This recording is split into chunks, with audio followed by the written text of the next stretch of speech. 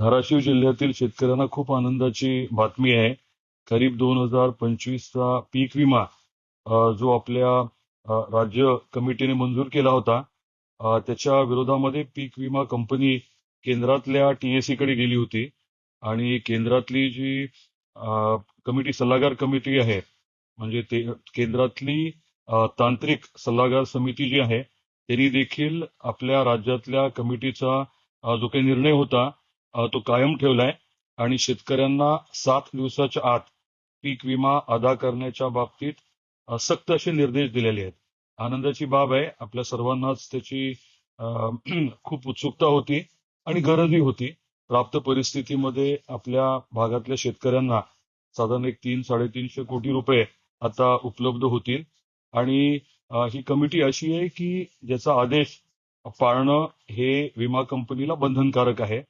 आपल्या खात्यावरती पैसे जमा होईपर्यंत पूर्ण आमचा पाठपुरावा राहील आणि याच्याच बरोबरीने जे काही तांत्रिक उत्पादन आहे त्याच्या बाबतीतले काही विषय आहेत, त्याची बैठक आजच आपले कृषी मंत्री बन्नेमामांबरोबर घ्यायचं ठरवलेलं आहे. ती बैठकही आज होतीये.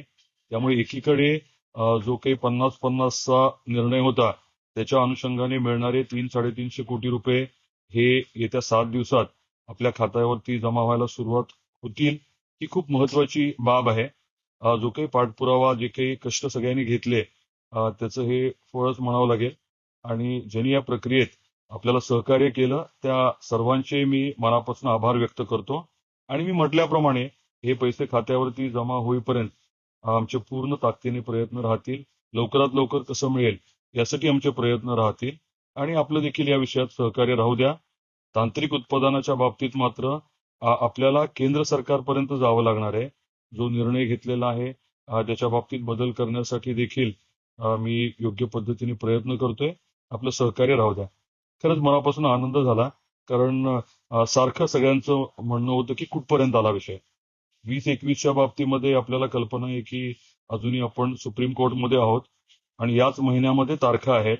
सुप्रीम कोर्टमध्ये आपल्या 20 आणि 21चा लढा जो आहे तो चालू आहे. तिथे देखील पूर्ण लक्ष आहे आणि पूर्ण ताकदीने आपण तिथे काम करतोय.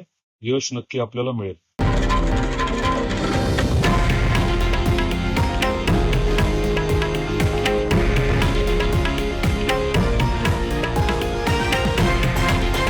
हे आहे देशातील नंबर 1 न्यूज नेटवर्क आणि आपण पाहत आहात TV9 मराठी, एकमेव.